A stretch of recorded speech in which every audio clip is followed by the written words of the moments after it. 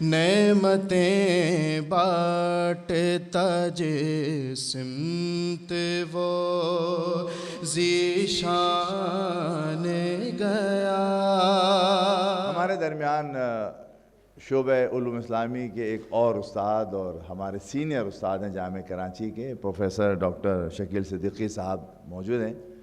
ہم نے ان کو بھی دعوت دی ہے اور انہوں نے ماشاءاللہ دعوت قبول کرتے ہوئے مقالہ لکھا ہے، اور ان کو میں دعوت دے رہا ہوں جناب پروفیسر ڈاکٹر شکیل صدیقی صاحب کے تشریف لائیں اور اپنا مقالہ پیش فرمائیں، جو غالباً میرے علم ہے کہ وہ تحریک آزادی کے حوالے سے آپ نے لکھا ہے۔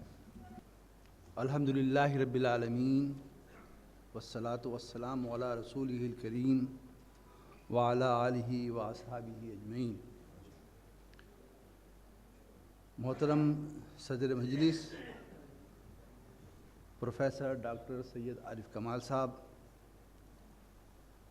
مہمان خصوصی جسٹس ریٹائرڈ نذیر احمد غازی صاحب،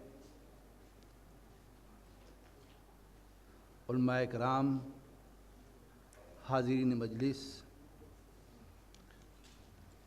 میں اپنے لیے یہ اعزاز اور سعادت سمجھتا ہوں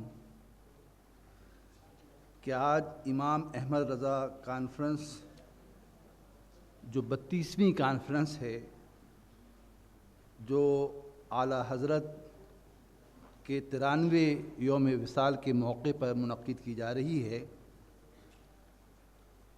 برعظیم پاک و ہند کی اس عظیم دینی، علمی اور روحانی شخصیت کے تعلق سے اس اجتماع میں میری یہ حاضری سعادت بھی ہے اور اعزاز بھی ہے۔ اس کے لیے میں منتظمین کا انتہائی شکر گزار ہوں کہ انہوں نے مجھے مدعو کیا۔ میں مختصر وقت میں اعلیٰ حضرت کے سیاسی افکار کی جانب اشارہ کرنے کی کوشش کروں گا اور تفصیلی مقالہ انشاءاللہ مجید اللہ قادری صاحب کے سپرد قلم کروں گا، جو آپ معارف میں ملاحظہ فرما سکیں گے۔ محترم صدر مجلس و حاضرین کرام، یہ اللہ سبحانہ وتعالیٰ کا عظیم احسان ہے کہ دین اسلام اپنی اصل حالت میں ہمارے پاس آج اس طرح موجود ہے کہ وہ زندگی کے ہر شعبے میں ہماری رہنمائی کرتا ہے۔ ہر چند کے دین اسلام کے چشمہ صافی کو ہر دور میں آلودہ کرنے کی مذموم سازشیں کی گئیں۔ دشمنان اسلام اور طالع آزماؤں نے دین اسلام میں کھوٹ اور ملاوٹ کا کوئی موقع ہاتھ سے جانے نہیں دیا۔ خود پیغمبر اسلام صلی اللہ علیہ وآلہ وسلم کی حیات طیبہ میں حرمت رسول اور عظمت رسول صلی اللہ علیہ وآلہ وسلم کو مشرکین مکہ اور یہود مدینہ نے ایک دو نہیں بلکہ بے شمار بار کوشش کی کہ اس کو نقصان پہنچائیں۔ عقیدہ ختم نبوت کو کھوٹا کرنے کے لیے جھوٹی نبوت کے دعوے کیے گئے۔ خلفائے راشدین کے عہد میں منکرین زکوٰۃ اور باطل مدعیان نبوت نے قسمت آزمائی کی۔ صبائی اور خارجی فتنوں نے سر اٹھایا۔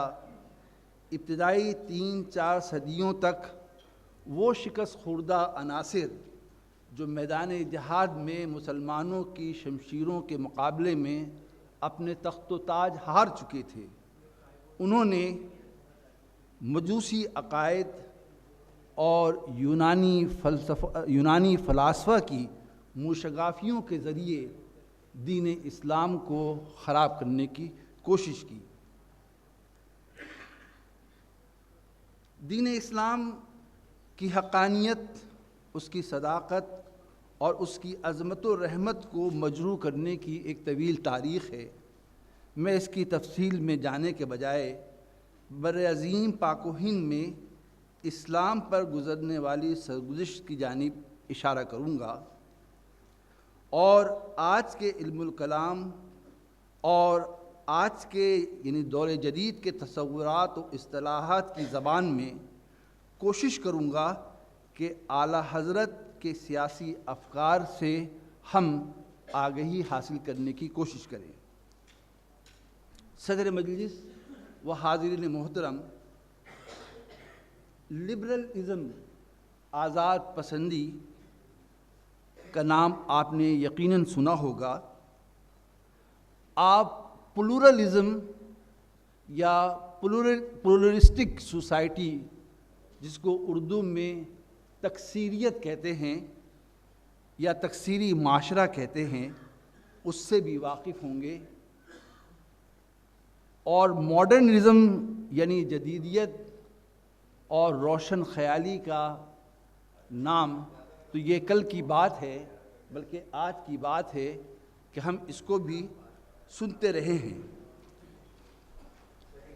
بادی نظر میں یہ ساری اصطلاحات اور تصورات عصر حاضر کی تخلیق نظر آتی ہیں، لیکن اگر آپ اس کا بغور مطالعہ کریں تو اس کی بھی ایک طویل تاریخ خود بر صغیر پاک و ہند میں ہے۔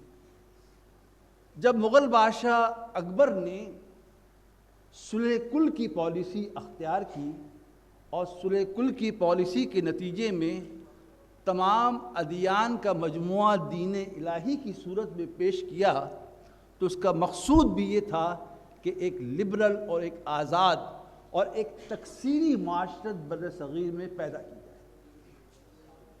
اہل علم اس بات سے اتفاق کریں گے کہ اس تکثیریت کا واضح مقصد اسلام کی انفرادیت اور اس کے تشخص کو ختم کرنا تھا۔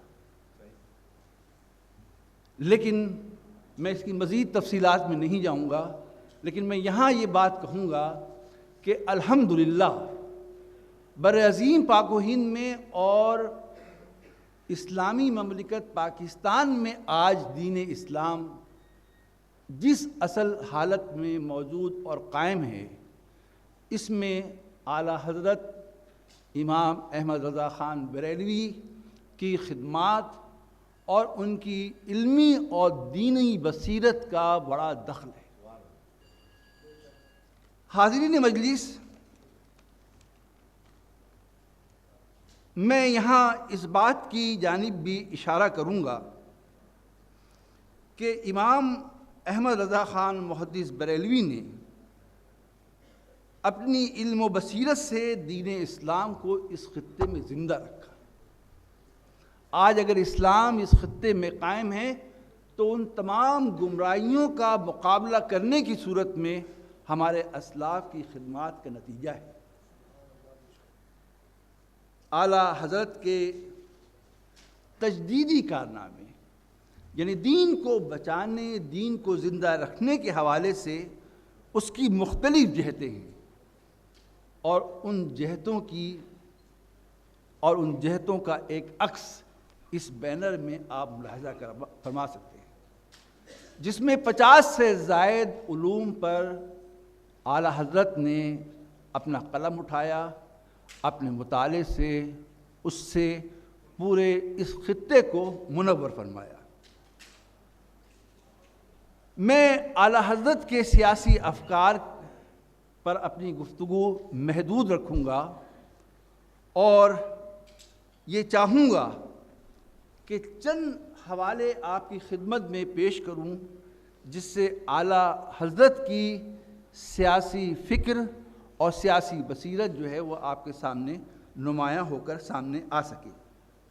اس ضمن میں پہلی بات تو آپ کے سامنے یہ رکھنا چاہوں گا کہ اعلیٰ حضرت کی سیاسی افکار آپ کے اقوال، آپ کی تحریروں، خصوصاً فتاوی رضویہ میں اور دیگر مقامات میں، دیگر تصانیف میں موجود ہیں۔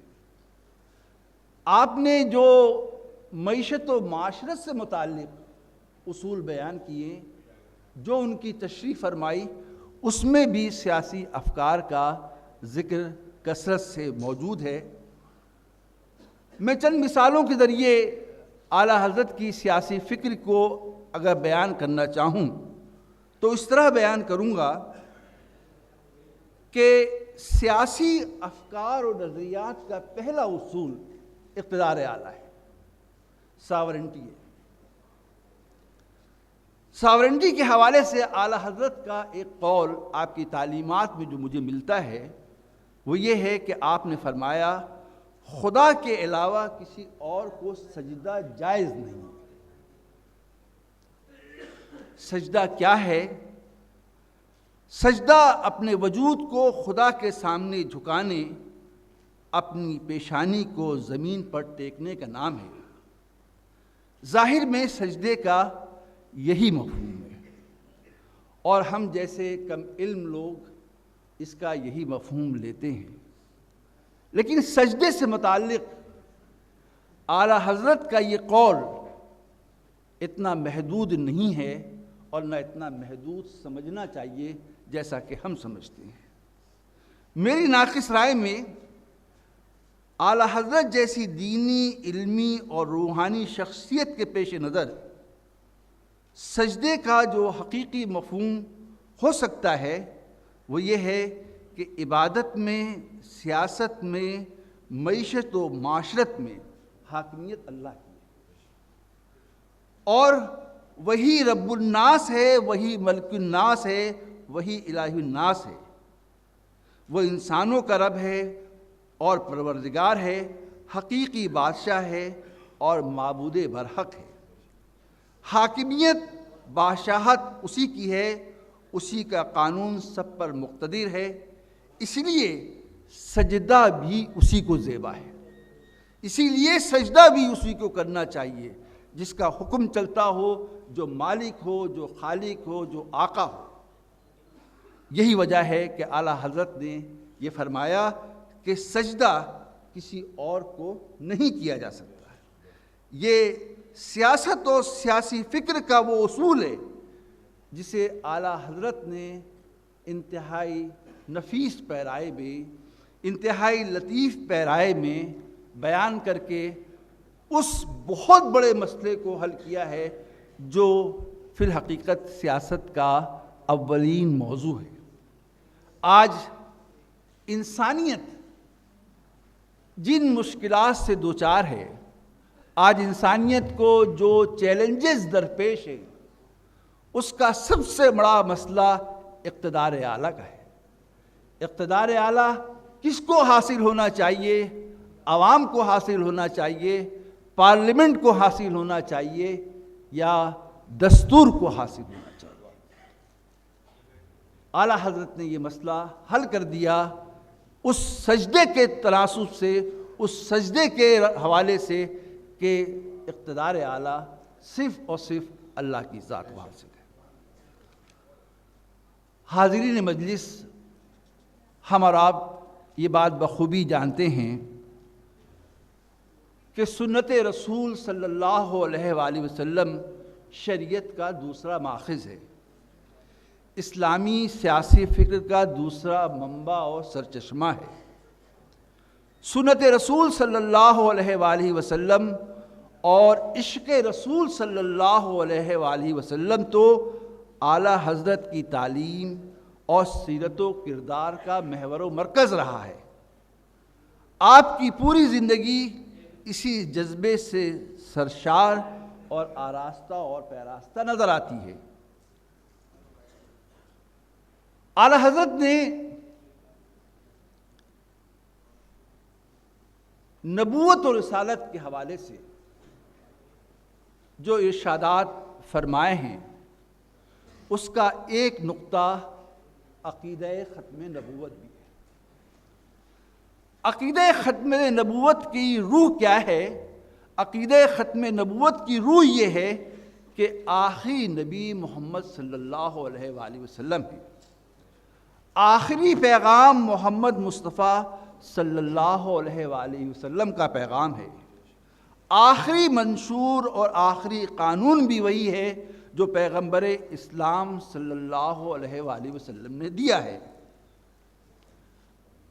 اب عقیدہ ختم نبوت کے حوالے سے اگر آپ اس بات پر غور کریں کہ اس عقیدے کو اگر ہم اپنی ایمانیات سے خارج کر دیں تو ہمارا ایمان ختم ہو کر رہ جاتا ہے۔ اور پھر آخری نبی کا عقیدہ، آخری نبی کا پیغام اور آخری نبی کی تعلیمات و منشور، اس کی حیثیت بھی ثانوی ہو کر رہ جاتی ہے۔ چنانچہ اعلیٰ حضرت نے یہ بات بہت واضح طور پر ایک بار نہیں بار بار کہی کہ عقیدہ ختم نبوت سنت رسول اور رسالت سے جو بھی اس سے انحراف کرتا ہے وہ ہم میں سے نہیں ہے۔ گویا آپ نے یہ بات ثابت کی، یہ بات اسٹیبلش کی کہ قانون کا سرچشمہ، قانون کا دوسرا ماخذ حضور اکرم صلی اللہ علیہ وآلہ وسلم کی ذات اور تعلیمات ہیں۔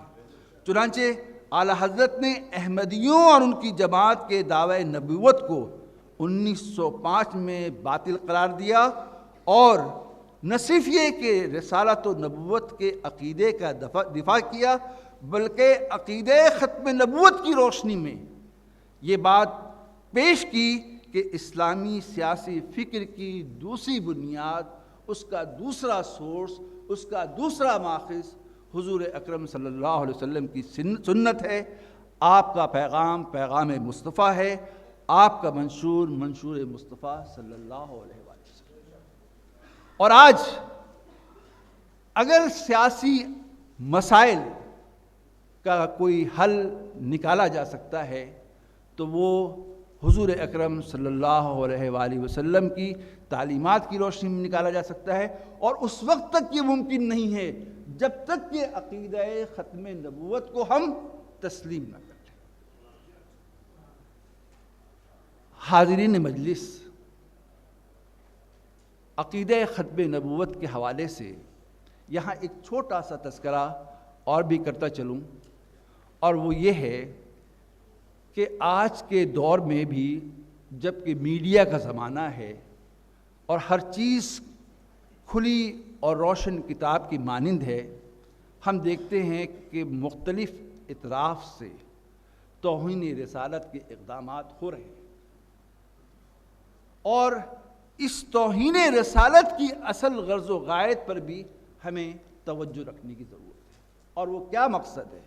وہ مقصد صرف اور صرف یہ ہے کہ صہیونی اور صلیبی قوتیں ہمارے درمیان سے، ہمارے وجود سے، ہماری تہذیب سے، ہماری ثقافت سے حضور اکرم صلی اللہ علیہ وآلہ وسلم کی عقیدت، محبت اور تعلیمات کو ختم کر دینا چاہتے ہیں۔ یہی ہمارا محور اور یہی ہمارا مرکز ہے، یہی ہمارا ستون ہے۔ اعلیٰ حضرت نے عقیدہ ختم نبوت کے ذریعے عشق رسول کو زندہ کیا، منشور رسول کو زندہ کیا، اور سیاسی فکر کی ایک ایسی بنیاد فراہم کی کہ اس کو اختیار